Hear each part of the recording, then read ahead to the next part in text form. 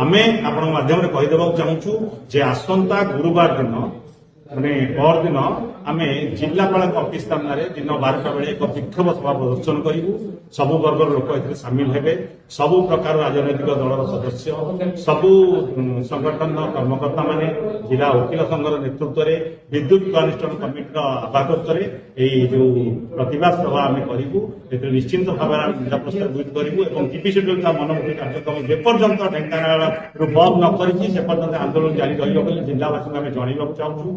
जो किसी लोक भावुंट आंदोलन शिथिल पड़गला से कौन सत्यता नहीं। आंदोलन चली चलो प्रतिदिन आंदोलन रूपरेख चेंज करा जाए ना।